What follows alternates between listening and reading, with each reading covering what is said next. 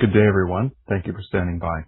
Welcome to Adeia's second quarter 2026 earnings conference call.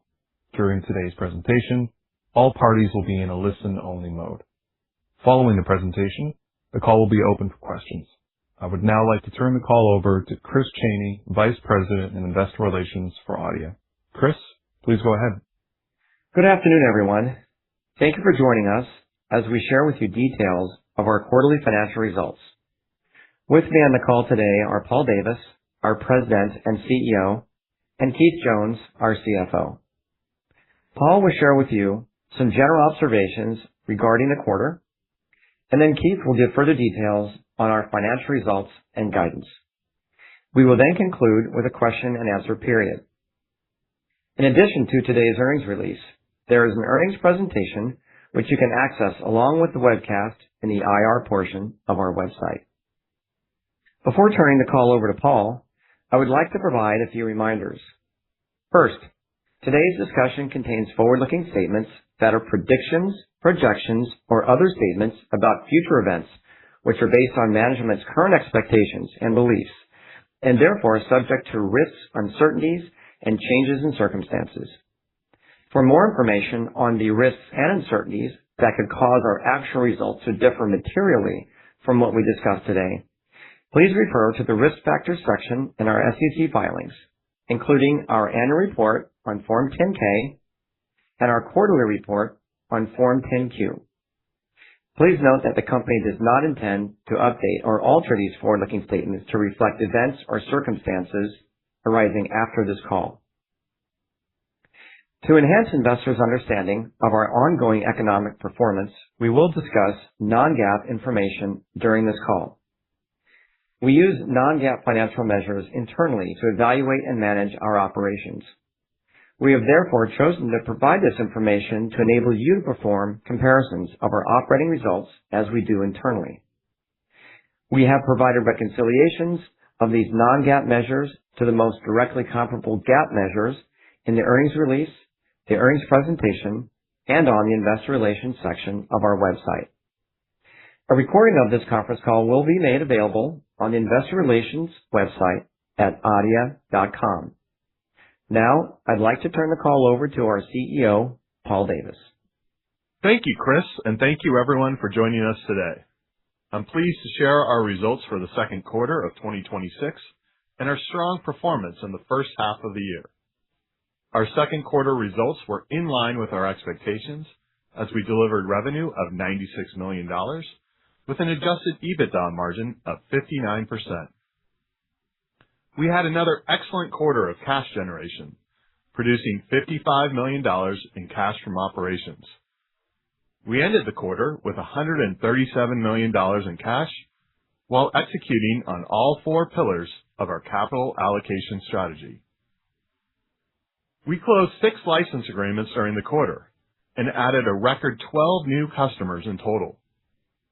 Our first half performance included solid execution across all aspects of our business, closing license agreements with Microsoft, AMD, Google, and our recent deal with RPX that further accelerates our e-commerce business.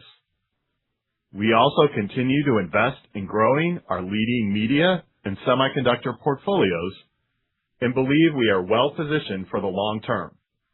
The progress we've made to date is in line with our expectations, so we are reiterating our 2026 revenue guidance of $395 to $435 million.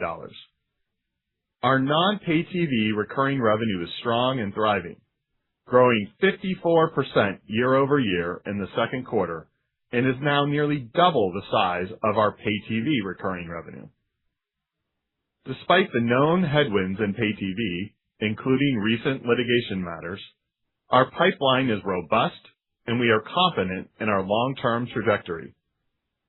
The timing of resolution to any litigation, however, is difficult to predict and thus could impact us in the short term. As we look at the remainder of the year, our diversified and growing pipeline continues to provide multiple paths to achieve our revenue goals for 2026. As we have stated before, we tend to do big deals and operationally, we lean towards being a relatively small volume, high-dollar shop. As always, we will remain disciplined in closing deals that are in the best long-term interests of the company and its stakeholders. Our range of outcomes for the year reflects this approach and will be impacted by the ultimate timing of when we sign license agreements, which we continue to have the utmost confidence in being able to do. Importantly, as we have seen in the past, to the extent any opportunities move out of 2026, they provide a springboard for us in the following year. One of our most significant license agreements in the second quarter was a multi-year renewal with Google for access to our media portfolio. Google has been a valued customer for approximately 15 years, and this renewal reflects the continued relevance and strength of our media portfolio for pay TV. YouTube TV, which is operated by Google, has become one of the most important players in the pay TV market, with subscriber growth that has dramatically outpaced many of its peers. Its scale and trajectory are a clear demonstration of the ongoing migration from traditional pay TV to virtual MVPD services, and our portfolio is well positioned to capture that shift. With the renewal of Google, combined with our Disney agreement signed last year, which includes Hulu Plus Live TV, we now count two of the largest and fastest growing virtual MVPD platforms in the country as our customers. Also in the second quarter, we made excellent progress in e-commerce, closing a seminal multi-year license agreement with RPX, a leading patent risk solutions company. This unique deal includes 10 participating member companies in a single agreement, giving them a term license to our growing media portfolio of approximately 10,900 patent assets.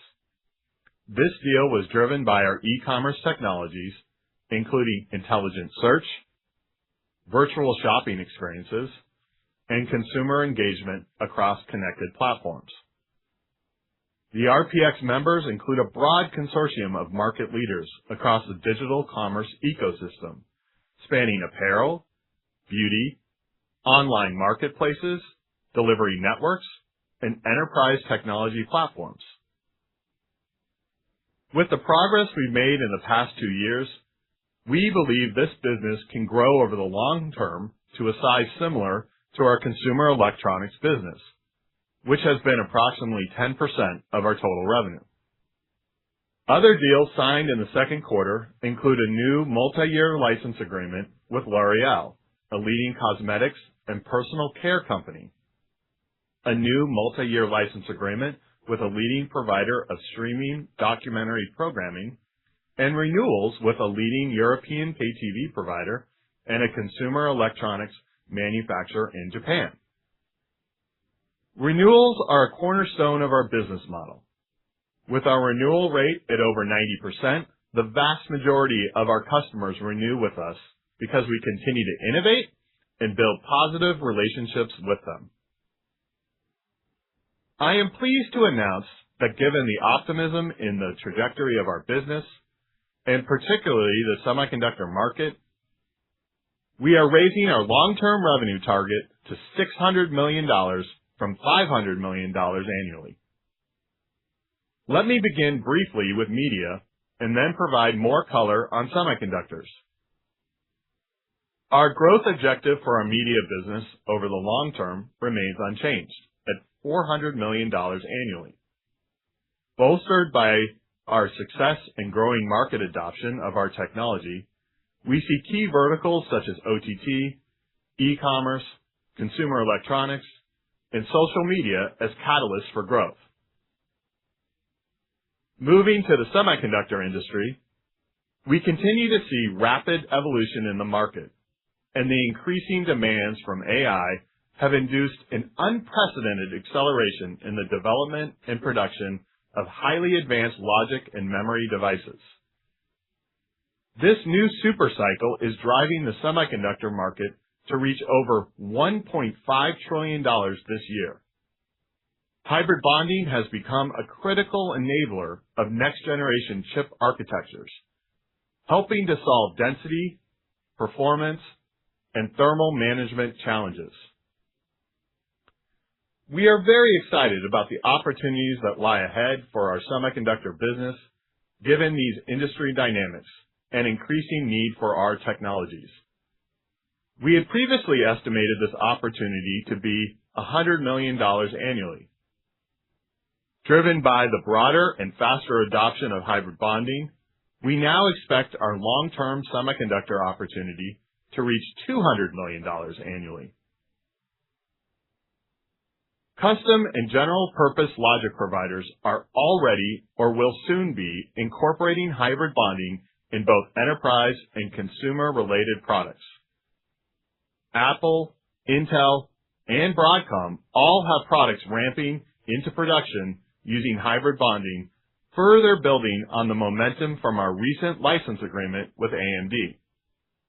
And according to industry reports, NVIDIA's Feynman will also incorporate hybrid bonding beginning in 2028.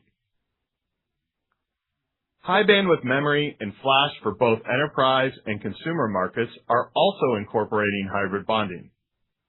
We believe hybrid bonding will be a requirement in HBM with 20 or more layers, if not sooner.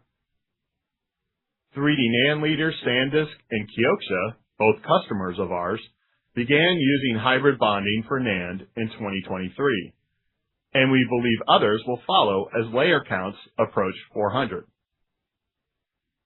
We know broad adoption of hybrid bonding is coming because the capital equipment required is being ordered. To meet demand for these next-generation devices, leading foundries, memory companies, and OSATs are planning to spend approximately $125 billion in the near term for advanced packaging, including hybrid bonding. Our investments in semiconductor innovations are coming to fruition, and the opportunities in front of us are very exciting. Let me now turn to our efforts to further diversify and grow our recurring revenue. As noted earlier, our non-pay TV recurring revenue grew an impressive 54% year-over-year in the second quarter, continuing a multi-quarter trend. I could not be more pleased with this progress, and it is a result of our execution and focus since our separation from Xperi almost 4 years ago. We knew pay TV would remain a core part of our business, and we have continued to invest in it. But we also knew, given the secular trends of that industry, we needed to find other avenues of growth. Our teams across R&D, sales, and patent portfolio development have executed extremely well to this vision, maintaining our relevance and strength in pay TV, while at the same time impressively growing our business well beyond it. Our IP portfolios are at the foundation of everything we do, and we continue to invest in them strategically. In the second quarter, we completed 6 tuck-in IP portfolio acquisitions for $9.5 million, focused primarily on e-commerce, OTT, and imaging. Our portfolio grew to over 14,250 patent assets in the second quarter, up approximately 4% from the first quarter. In total, we have grown our patent portfolios by almost 5,000 patent assets since separation, the vast majority of this growth generated organically. Consistent with our commitment to defending our IP, earlier this quarter we filed patent infringement claims against Fubo, asserting 4 patents from our media portfolio. We are disappointed we could not reach acceptable terms for a new license agreement. Our goal, as always, is a business resolution, a license agreement that reflects the underlying value of our IP. I want to be clear that this matter is completely separate from our license agreement with Disney. Fubo represents a distinct opportunity, and the litigation has no impact on our license agreement with Disney. I also want to provide a brief update on the CEO search we announced in connection with our first quarter results. The board search process is going well. We have engaged a nationally recognized search firm, and the board is actively evaluating candidates. As a reminder, we anticipate announcing a successor by the fourth quarter of this year. In the meantime, I want to reassure our stakeholders that it is business as usual at Adeia. The same strategy, same team, and same goals. Our team remains energized and focused on executing our business plan, and our pipeline remains strong. I remain fully committed to driving the business toward our goals for 2026 and to position the company for continued long-term success. I am proud of what we have built together, and I remain excited about what lies ahead. Our execution in the second quarter was great across the board, and our revenue was in line with expectations. As we look to the second half of the year, our pipeline remains strong across both media and semiconductors, and we are committed to achieving our full-year objectives. Our team is building something special at Adeia, and with the tremendous progress we've made, I am confident in our trajectory towards our newly revised long-term $600 million annual goal for revenue. With that, I will turn the call over to Keith. Thank you, Paul. I'm pleased to be speaking with you today to share details of our second quarter 2026 financial results. During the second quarter, we delivered results that were in line with our expectations. Revenue of $96.1 million was driven by the execution of 6 license agreements across a diverse mix of customers, including OTT, e-commerce, consumer electronics, and pay TV. Our second quarter was highlighted by our renewal with Google and a new license agreement with RPS. In all, we added a record 12 new customers in the quarter. Now I would like to discuss our operating expenses, for which I'll be referring to non-GAAP numbers only. During the second quarter, operating expenses were $40.2 million, a decrease of $2.7 million, or 6% from the prior quarter. The decrease was primarily due to lower litigation and personnel-related costs. Research and development expenses were essentially flat compared to the prior quarter. Selling, general, and administrative expenses decreased $2 million, or 10% from the prior quarter, primarily due to lower personnel-related expenses. Litigation expense was $5.3 million, a decrease of $639,000, or 11% compared to the prior quarter, primarily driven by lower spending on A&D due to the resolution of litigation in the prior quarter, which was partially offset by new litigation matters. Interest expense during the second quarter was $8 million, a decrease of $511,000, primarily due to our debt repayments and due to lower variable interest rates during the period. Our current effective interest rate, which includes amortization of debt issuance costs, was 7.1%. Other income was $1.7 million and was primarily related to interest earned on our cash and investment portfolio and due to interest income recognized on revenue agreements with long-term billing structures under ASC 606. Our adjusted EBITDA for the second quarter was $56.4 million, reflecting an adjusted EBITDA margin of 59%. Depreciation expense for the second quarter was $480,000. Our non-GAAP income tax rate was 21% for the quarter. Our income tax expense consists primarily of federal and state domestic taxes, as well as Korean withholding taxes. Now for a few details on the balance sheet. We ended the second quarter with $137.1 million in cash, cash equivalents, and marketable securities, and we generated $54.6 million in cash from operations. We made $6.1 million in principal payments on our debt in the second quarter and ended the quarter with a term loan balance of $392.6 million.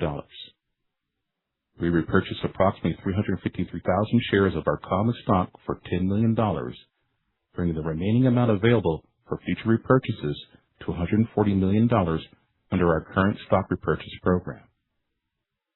Our strong financial performance in the second quarter once again allowed us to execute on all four pillars of our balanced capital allocation approach. This includes paying down our debt, repurchasing shares, paying our dividend, and making tuck-in portfolio acquisitions. We paid a cash dividend of 5 cents per share of common stock. Our board also approved payment of another 5 cents per share dividend to be paid on September 14th to shareholders of record as of August 24th. For 2026, we are reiterating our prior revenue guidance range of $395 to $435 million. Our pipeline remains strong and reflects the widespread adoption of our technologies across both the media and semiconductor markets. Operating expenses are expected to be in the range of $184 to $192 million. We expect interest expense to be in the range of $34 to $36 million. We expect other income to be in the range of $5.5 to $6.5 million. We expect a resulting adjusted EBITDA margin of approximately 55%. We expect the non-GAAP tax rate to be 21% for the full year. We also expect capital expenditures to be approximately $2 million for the full year. I am truly excited about our future. The increase in our long-term revenue outlook to $600 million annually is a clear reflection of this enthusiasm. We find ourselves at the right place, at the right time, with the right assets. And our entire team remains dedicated to executing on this goal. That brings an end to our prepared remarks, and with that, I'd like to turn the call over to the operator to begin our question and answer session. Operator? At this time, if you would like to ask a question, press star, then the number 1 on your telephone keypad. To withdraw your question, simply press star 1 again. We kindly ask that you limit your questions to 1 and 1 follow-up for today's call. We will pause for just a moment to compile the Q&A roster. Your first question comes from the line of Scott Searle with Roth Capital. Please go ahead. Hey, good afternoon. Thanks for taking the questions. Nice job on the quarter. Nice to see the semi momentum starting to build. Hey, maybe quickly on that point, Keith, I'm not sure if I heard a number in terms of mix between media and semis. I'm wondering if you could provide that. And then, Paul, just in terms of the opportunity pipeline on the semi front, it seems like it's really started to broaden post the AMD deal as you start to see hybrid bonding being pulled into a lot of different areas within logic that previously hadn't been contemplated. I wonder if you could expand upon that, in terms of vertically integrated hyperscalers, AI inference, other edge devices that are starting to pull in, to give us a little bit more color and understand what the level of engagement is on the semi front. Hey, Scott. Great to hear from you. So just to kind of start off with that breakout between media and semiconductor, semi was about $14.8 million in revenue for Q2. And if you look on a year-to-date basis, I'm just pleased to say that semi year-to-date is about $48 million off of that $200 million number that we posted, so about 24%. So just really good growth. If you compare that to what we were in a full year last year, about $26 million, you can clearly see our semi business is headed in a great direction. Yeah, Scott, and then on the pipeline, you got it right. I mean, it's really across the board that we're seeing hybrid bonding adoption. I noted some of it, on my call with logic players, really beyond AMD. AMD was ahead of the curve, as we mentioned before. They started shipping hybrid bonded, logic devices in 2022. But now we're seeing it, with Broadcom and Intel is ramping. Even Apple has chips in production as well. And then there's industry reports that NVIDIA's Feynman in 2028 will incorporate hybrid bonding. So we're very excited about that opportunity. And then you mentioned hyperscalers as well. I've said this publicly a number of times that these hyperscalers are semiconductor companies now. And I believe that they're all focused on differentiating, their own, products and services with their semiconductor chips. And that's going to create additional opportunity for us. And then lastly, what we're seeing in the NAND market and HBM, the proof is really in what we're seeing in the CapEx build out. I mentioned $125 billion CapEx build out for advanced packaging, including hybrid bonding. But also there's reports that Samsung has ordered 50 bonding tools. And so all of this just lines up with what we have been anticipating, which is tremendous adoption of hybrid bonding, which is giving us that confidence in formally increasing our target to $200 million annually for the semiconductor business, which we are very excited about. Great. That's very helpful. And maybe shifting gears into the media side of the equation. We've gone through a transition here with DirecTV and Dish kind of coming down to the numbers, but now it seems like you've got a broadened opportunity pipeline that's more diverse across different customers, different categories.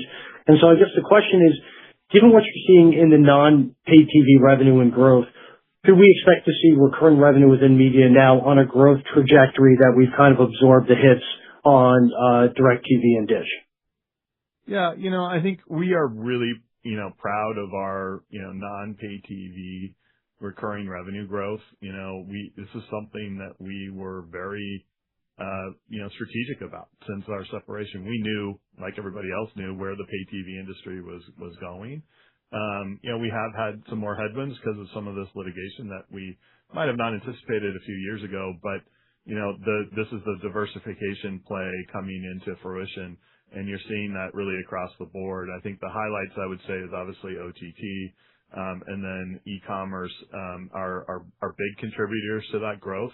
But even consumer electronics and social media are contributing as well to that growth. And and then we have plans to continue to expand into a different adjacent markets on the media side as well.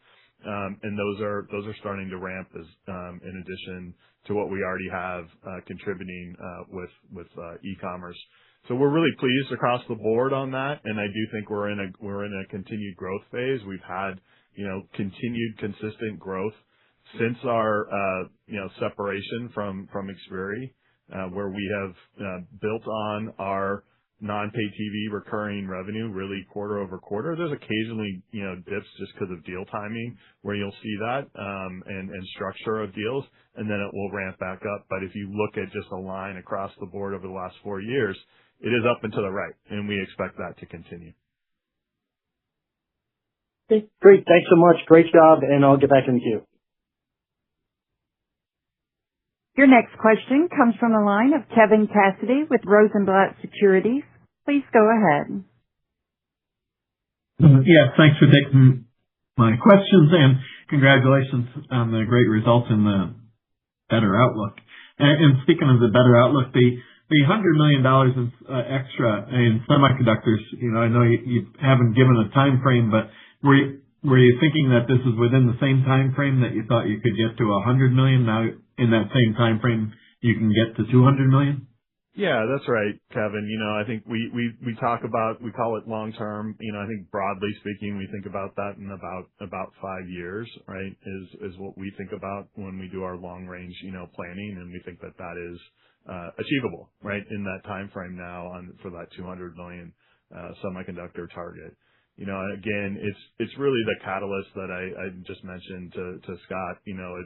It's both logic and memory, and by memory I really do mean NAND and HBM. It's not just HBM, which we continue to be very bullish on as we get to 20 layers or so. But NAND, as we get to 400 layers, there's a real need, right, for hybrid bonding for the big three memory guys, and we think they're all ramping to get there. And so it's on both sides of their memory businesses, and that's what excites us as well. In addition to all the CapEx build out that we're seeing. Yeah, I'd agree with that. With SK Hynix on their second quarter earnings call, they even said that they're preparing next generation, and they say in addition to hybrid bonding. But they also said that IHBM, they mentioned this and having thermal dissipation. Is Rapid Cool ready for licensing, or is this something that might be in discussion? When we think about Rapid Cool, we think it is a part of this catalyst as well. We license on a portfolio-wide basis, right? But one of the things that differentiates us from other licensing companies is really the innovation story. And Rapid Cool is a great thing for us to, showcase, right, on that innovation. It's new. It's solving a big problem that the industry is trying to deal with right now. Thermal management, as you know, Kevin, is at the heart of a lot of what these companies are worried about.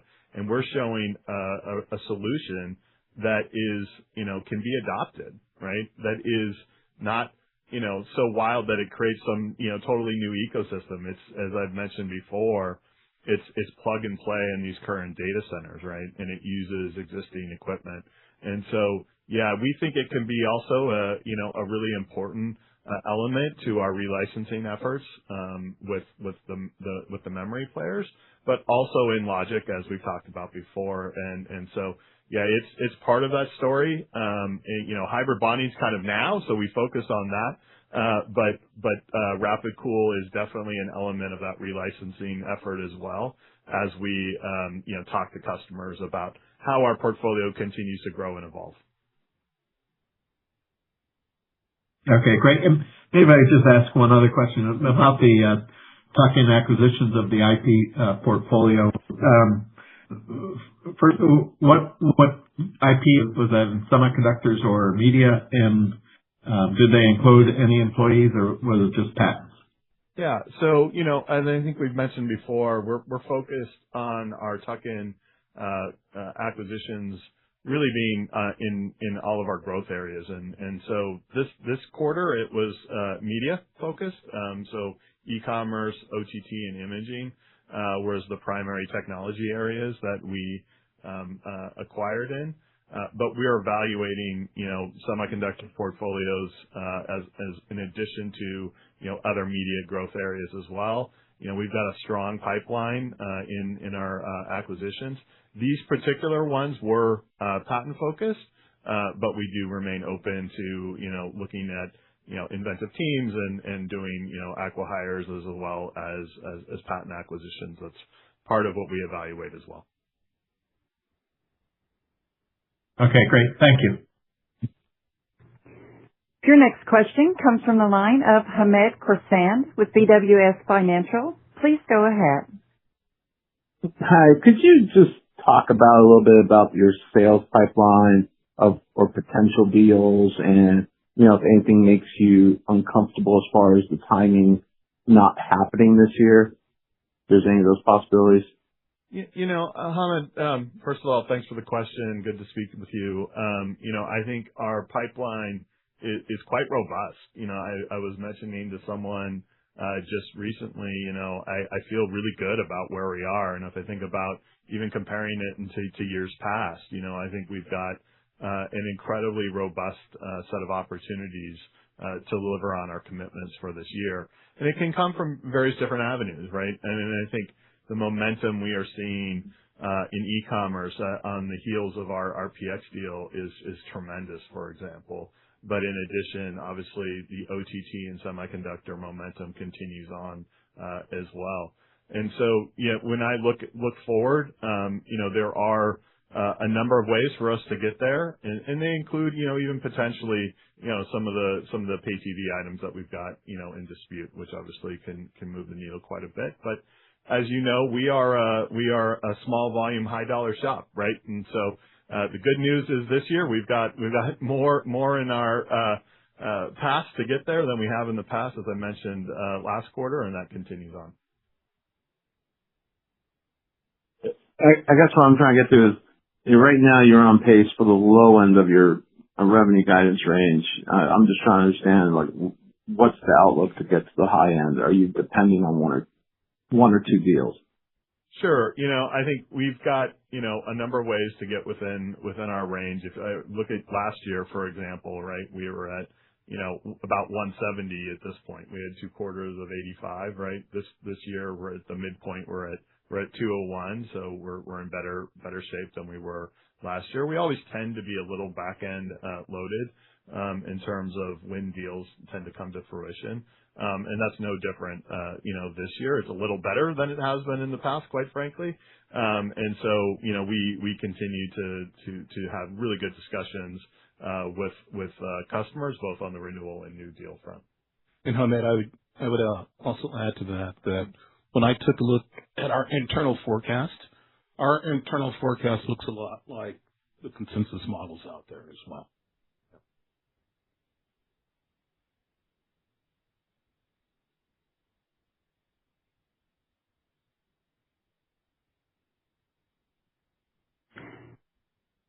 Your next question comes from the line of Matthew Galinko with Maximum Group. Please go ahead. Thanks for taking my questions. Maybe firstly, I think your 2Q operating cash flow number was historically relatively high, and I think it brought you a relatively high cash balance as well. Can you maybe talk about how you are feeling with your current cash balance and cash flow that kind of reached year to date and what we might expect through the balance of the year?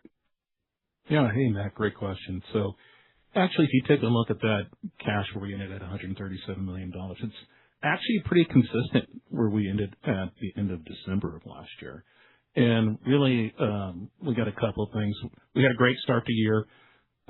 Typically, Q2 and Q3 are pretty light for us in cash generation from cash from operations, but as you can see, Q2 was very, very, very strong. For the full year, our outlook still is the same in terms of about $150 million or give or take for the full year, which once again, kind of going back to Q3 being relatively light. So, we'd anticipate cash from operations in Q3 to be fairly modest, and then have a resurgence back in Q4. And we also have a good number of commitments as we go through and operate our business. We have a dividend program. We pay down our debt. And last but definitely not least, we are acquisitive. So we built up probably a little bit higher bit of cash knowing some of those things were coming in light of having a softer or a lighter cash from operations in Q3. But with that being said, our targets are still the same when we end the year in 2026. We anticipate cash being at that $100 million number that we typically target to get to. All right. Thank you. And maybe as a follow-up, RPX is an interesting counterparty. It's, I think, first time I can remember you announcing a license with RPX. So can you talk a little bit about how the negotiation was there? And do you think there's additional opportunity to license to, portions of RPX's client or subscriber base, or, how should we think about that as a counterparty? Thanks. Yeah, thanks, Matt. We're really pleased with the RPX deal. We do think it is, one that we can, potentially replicate, going forward. It is important to note, though, that it's consistent with our licensing program, right? And so it's term-based, right? It is something that, we see, though, as really helpful in terms of when you're looking at, so many customers and potential customers that we have in the e-commerce space to, really reduce friction potentially, right? And I think RPX was a great partner for us in that regard. I'm not going to get into the details of, what the negotiations were, but we're really pleased with our conversations and relationship with RPX. And then we do think that I'll just say the style of the deal can be, potentially replicated going forward. I think getting 10 companies essentially under license at one time is fantastic for us, right? And something that, I think when you look at e-commerce in particular, we started really this business in e-commerce, about 2 years ago. We got our first license agreement, just, at the end of 2024, right?